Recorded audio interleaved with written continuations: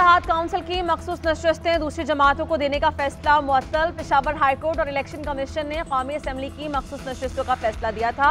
Supreme court के हुक्म के मुताबिक मुअत्तली इजाफी सीटें देने की हद तक होगी।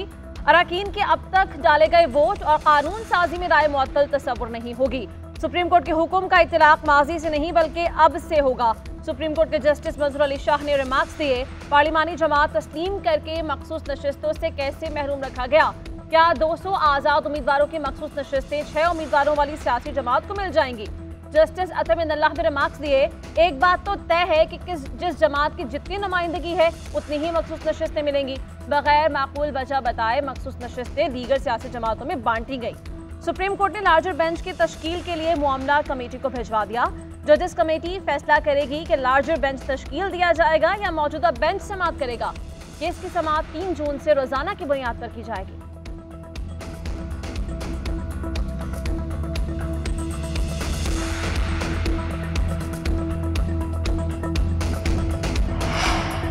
मखसूस नशिस्तों के लिए कम अज़ कम एक सीट पर इलेक्शन जीतना लाजमी है। इलेक्शन कमीशन के वकील के मुताबिक सुन्नी इत्तेहाद काउंसिल ने इंतखाबात में हिस्सा नहीं लिया। सुप्रीम कोर्ट का तहरीरी हुक्मनामा जारी। हुक्मनामे के मुताबिक अटॉर्नी जनरल ने इलेक्शन कमीशन के वकील के दलाइल से इत्तेफाक किया। इलेक्शन कमीशन के फैसले पर सुन्नी काउंसिल की 23 मखसूस नशिस्तें दूसरी जमातों को दी गई थीं। कौमी असम्बली में खवातीन की 14 मखसूस नशिस्तें नून लीग को दी गईं। 4 मखसूस नशिस्तें पीपल्स पार्टी और 2 JUI को दी गई थी। अक़लियतों की 3 मखसूस नशिस्तें पीपल्स पार्टी, नून लीग और JUI में तकसीम की गई थी। सुप्रीम कोर्ट के फैसले के बाद हुकूमत 2/3 अक्सरियत से महरूम हो गए। इन सीटों की बिना पर ही हुकूमत अक्सरियत दिखा रही थी। हमारी 78 सीटें दूसरी जमातों को दी गई। चेयरमैन तहरीक इंसाफ बैरिस्टर गौहर का कहना है कि इलेक्शन कमीशन का ऑर्डर गैर आईनी था। हमारा अदलिया पर एहतराम है। दरख्वास्त है कि बाकी मुकदमात को भी ऐसे ही सुने। हमारे किसी के साथ मुज़ाकरात नहीं हो रहे। इस फैसले का मुज़ाकरात से कोई ताल्लुक नहीं है। किसी भी जज को मुद्दत मुलाजमत में तौसी नहीं मिलनी चाहिए। सलमान अकरम राजा बोले, आइन को बिगाड़ने वालों को आज शिकस्त हुई है। अदलिया पाकिस्तान के आइन और जमहूरियत के साथ खड़ी है।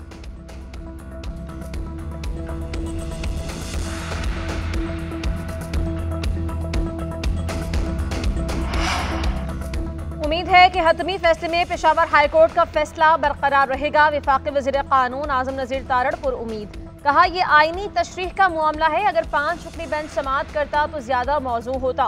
मुनासिब होता अगर उबूरी हुक्म भी लार्जर बेंच की जारी करता। पार्लिमान की कानून साजी के अख्तियार के मामले में हुक्म इम्तनाज़ से एहतराज बढ़ता जाना चाहिए। आर्टिकल 67 वाज़ेह है कि रुकन की तरफ से की गई कानून साजी कानूनी अहलियत के बावजूद बरकरार रहती है। लगता है कमीशन का काम सिर्फ फैज़ हमीद को बर्री ज़िम्मा करार देना था। फैज़ हमीद के बयान की बुनियाद पर रिपोर्ट तैयार कर दी। मुझे तो इस रिपोर्ट पर मायूसी हुई। अगर 2019 वाले फैसले पर अमल किया जाता तो शायद 9 मई भी ना होता। जो माजी से सबक नहीं सीखता उसे सिखाया जाता है। पाकिस्तान का कितना नुकसान हुआ किसी को परवाह नहीं।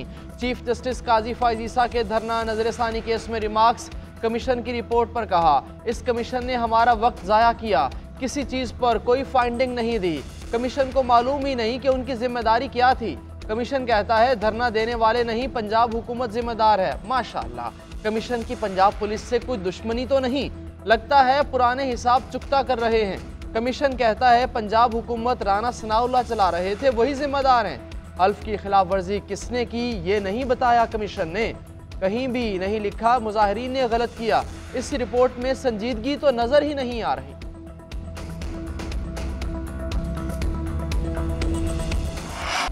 चेयरमैन PAC के नाम पर तहरीक इंसाफ में फिर इख्तलाफ। शेर अफजल मरवत का नाम वापस लेकर शेख वकास अकरम को नामजद कर दिया। अपोजिशन लीडर उमर अयूब की ज़ेर सदारत सियासी कमेटी ने शेख वकास के नाम की मंजूरी दे दी। उमर अयूब का कहना है कि बानी PTI ने चेयरमैन PAC का फैसला सियासी कमेटी के सुपुर्द किया था। उधर शेर अफजल मरवत का कहना है कि बानी PTI ने PAC के फैसले को सियासी कमेटी को रेफर नहीं किया। मैं कल बानी PTI से मुलाकात करके उनके नाम पर होने वाले फ्रॉड से आगाह करूंगा। शेख वकास अकरम का कहना है कि शेर अफजल पार्टी के स्टार हैं, उन्हें किसी ने मुस्तरद नहीं किया। बानी PTI का जो हुक्म होगा उसकी तामील करेंगे।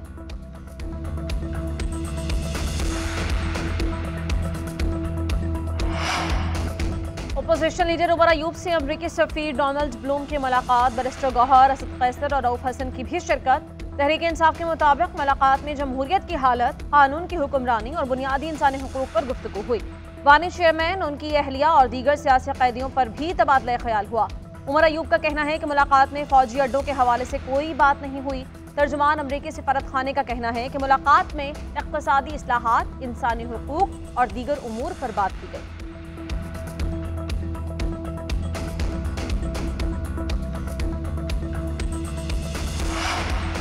नवाज शरीफ की ज़ेर सदारत नून लीग का अहम इजलास। वज़ीर आला मरीम नवाज ने गंदम खरीदारी पर बहरान पर हुकूमत की तरजीहात और पॉलिसी से आगाह किया।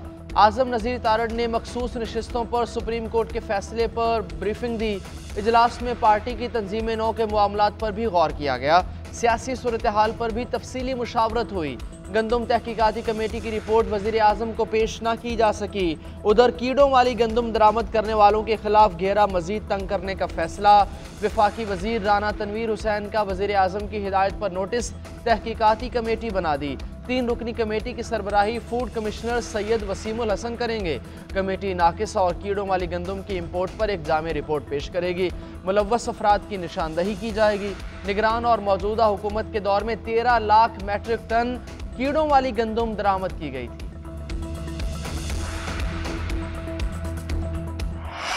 गंदम का स्कैंडल 350 अरब रुपए का है। ये 50 करोड़ से ऊपर का मामला है। नैब केस बनता है। पंजाब की बैसाखी वाली हुकूमत निगरान पर मलबा डाल रही है। निगरान वज़ीर आला मोहसिन नकवी थे तो वो भी स्कैंडल में मुलविस हैं। फूड सेक्रेटरी और वज़ीर खुराक भी मुलविस हैं।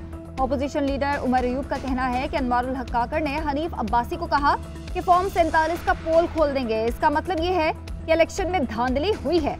ये सब मिलकर पाकिस्तान को नुकसान पहुंचा रहे हैं। इन सब के खिलाफ केसेस होने चाहिए।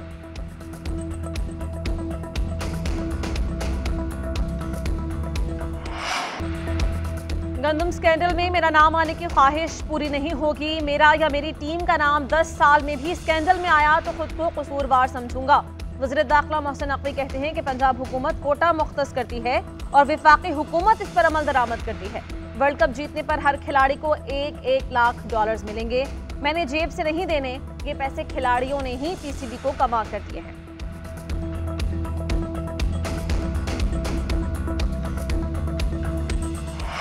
प्राइवेट सेक्टर को मुल्क को लीड करना है। वक्त आ गया है निजी सेक्टर आगे आए और वुज़रा और ब्यूरोक्रेसी को पीछे बैठना चाहिए। वज़ीर ख़जाना मोहम्मद औरंगज़ेब का इस्लामाबाद में पाक सऊदी अरब सरमायाकारी फोरम 2024 से खिताब। बोले, हुकूमत की बेहतरीन मुआशी पॉलिसीज़ के नतीजे में इस्तेहकाम आ रहा है। गुज़श्ता 10 माह में पाकिस्तान की तरक्की में इस्तेहकाम देखने को मिला। ज़र मुबादला के ज़खायर में बतदरीज इजाफा हो रहा है। तवानाई का मसला हल करने के लिए इक़दामात कर रहे हैं। ताजरों और सरमायाकारों की मुआवनत के लिए वज़ारत ख़जाना की खिदमात हाजिर हैं। सऊदी वली अहद शहजादा मोहम्मद बिन सलेमान का दौरा पाकिस्तान मुतवक्के। सिफारती और आला हुकूमती ओहदेदारों की दौरे की हतमी तारीख पर मुशावरत। वज़ीर आज़म तमाम इंतज़ामी उमूर की खुद निगरानी करेंगे।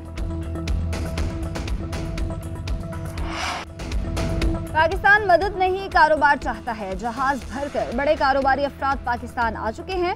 सऊदी अरब की सरमायाकारी से रोजगार के मौके मुयस्सर आएंगे। वफाकी वजीर मुसद्दिक मलिक की न्यूज़ कॉन्फ्रेंस। कहा, हम सेठों के खिलाफ नहीं मगर चंद लोगों की इजारादारी है, वो अब नहीं रहेगी। अब लाल फीता नहीं चलेगा। हुनरमंद नौजवानों के लिए रेड कारपेट बिछाएंगे। लेवल प्लेइंग फील्ड होगी तो हुनरमंद भी उसी रफ्तार से चलेगा। जाम कमाल ने कहा कि हुकूमत बैरूनी सरमायाकारों को सहूलत फराहम करेगी। सरकार की मौजूदगी इस हद तक होगी कि हम सिर्फ सपोर्ट करेंगे। सऊदी वक्त का दौरा शुरुआत है। मजीद सरमायाकार भी पाकिस्तान में इन्वेस्ट करेंगे।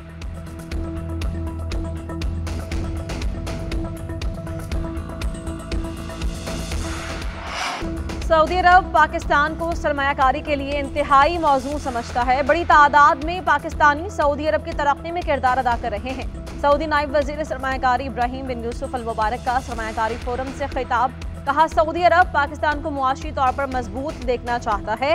National coordinator SIFC Sarfraz Ahmed ने कहा, पाकिस्तान और सऊदी अरब के ताल्लुकात बाहमी एतमाद और मोहब्बत पर मबनी हैं। पाकिस्तान के पास बहुत बड़ी अफरादी क़ुव्वत है। आबादी का बड़ा हिस्सा नौजवानों पर मुश्तमिल है। पाकिस्तान दुनिया के लिए एक बड़ा तिजारती हब है।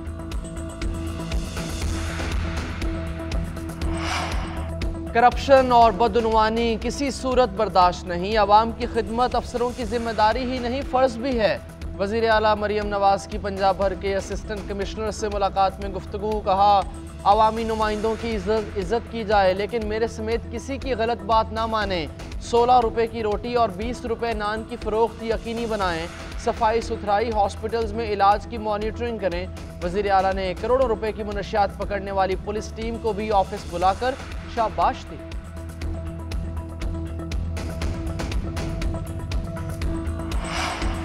गंदम दरामद स्कैंडल का जायजा लेने के लिए विफाकी काबीना का इजलास कल तलब। वज़ीर आज़म की ज़ेर सदारत इजलास में मुल्क की मुआशी सूरत हाल पर भी तबादला ख्याल किया जाएगा। PCC के फैसलों की तौसीक भी की जाएगी। उधर वज़ीर ख़जाना मोहम्मद औरंगज़ेब की ज़ेर सदारत ECC का इजलास भी कल होगा। ज़राए के मुताबिक वज़ारत सनअत व पैदावार की शुगर एक्सपोर्ट से मुतालिक समरी ज़ेर गौर आएगी।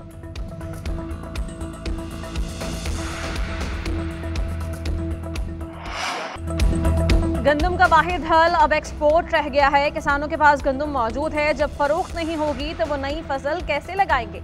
एक्सपोर्ट करने से न सिर्फ गंदम का मसला हल होगा बल्कि ज़र मुबादला भी आएगा। वज़ीर इत्तलाआत सिंध शर्जील इनाम मेमन की तजवीज़। PTI पर तनकीदी निश्तर भी चला दिए। कहा, वानी PTI की डील का इल्म नहीं, ये सजा याफ्ता चाहता है कि मुझे सियासी जमातों से नहीं बात करनी, वो उनसे बात करना चाहता है जिसका इसमें कोई रोल ही नहीं। नौकरी पक्की करने के लिए ये शख्स आइन शिकने के लिए तैयार था, अदम एतमाद से घर भेजा तो इदारे के खिलाफ साजिशें की। अब भी जेल से बैठकर इस शख्स के आर्टिकल्स छप रहे हैं।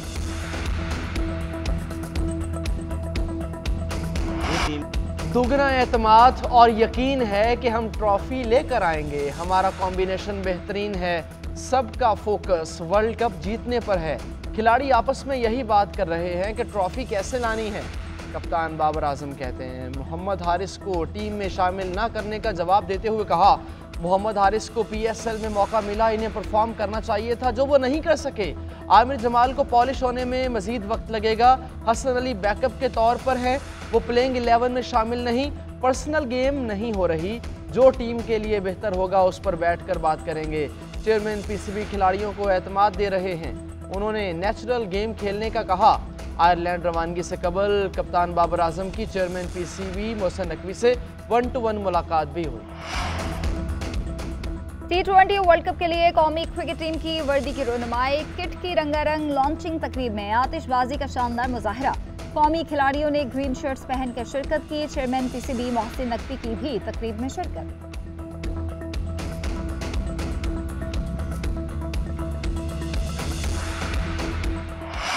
परवेज़ इलाही हाउस अरेस्ट होंगे या हॉस्पिटल मुंतकिल किया जाएगा। इस्लामाबाद हाई कोर्ट की वजारत दाखिला को फैसला करने की हिदायत। तहरीरी फैसले में कहा, अगर सेक्रेटरी दाखिला के दायरा कार में है इस दरखास्त पर फैसला करें, दायरा कार में नहीं तो मजाज अथॉरिटी को दरखास्त 2 दिन में भेजें।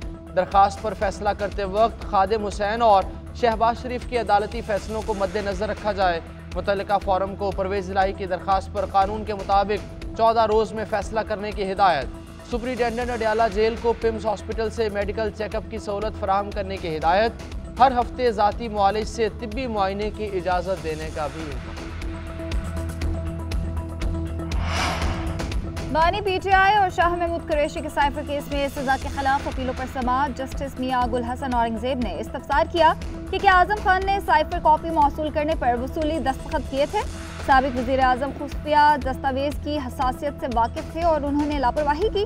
FIA प्रोसिक्यूटर ने कहा कि आजम खान ने बयान दिया कि उन्हें साइफर कॉपी दी गई और वो उन्होंने वज़ीर आज़म को दे दी। किसी भी जिम्मेदार शख्स का खानदान या मुलाजिम खुफिया दस्तावेज वसूल नहीं कर सकता। FIA प्रोसिक्यूटर ने भारतीय अदालतों के फैसलों का भी हवाला दिया।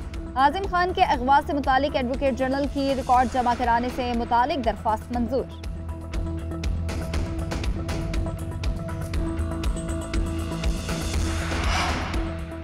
सिंध हाईकोर्ट में PTI को जलसे की इजाजत ना देने से मुताल्लिक केस। DCS ने बयान दिया कि सिक्योरिटी हाई अलर्ट है, इजाजत नहीं दे सकते। सरकारी वकील ने मुकालमा करते हुए चीफ जस्टिस से रिमार्क्स दिए कि क्यों शरीफ लोगों को आगे कर देते हैं, पीछे जो लोग हैं उनसे पूछें।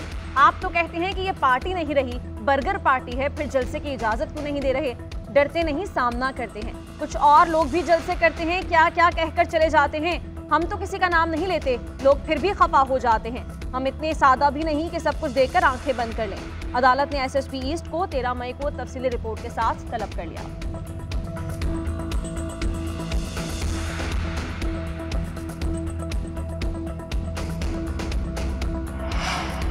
पीपल्स पार्टी का कौमी इदारों की निजकारी पर तहफ़्फ़ुज़ात का इजहार। चेयरमैन पीपल्स पार्टी बिलावल भुट्टो ने हुकूमत से मुज़ाकरात के लिए 3 रुकनी कमेटी तश्कील दे दी है।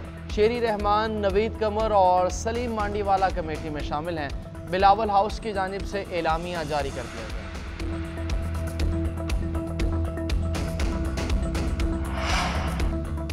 मुल्क में गर्मी की लहर उरूज पर, बेशतर इलाकों में पारा 40 से जायद हो गया। सिंध में गर्मी की शिद्दत सबसे ज्यादा नवाबशाह का दर्जा हरारत 43, सक्खर और दादू में 42 डिग्री सेंटीग्रेड रिकॉर्ड। मिट्टी और हैदराबाद में पारा 41 तक पहुंचा। तुरबत और सिब्बी में 40 डिग्री सेंटीग्रेड रिकॉर्ड किया गया। साहिवाल, सरगोदा, फैसलाबाद, मुल्तान, डीजी खान और बहावलपुर में 39 तक पहुंच गया। महकमे मौसमियात के मुताबिक आज कश्मीर और गिलगित बल्तिस्तान के कुछ इलाकों में बारिश का इम्कान है।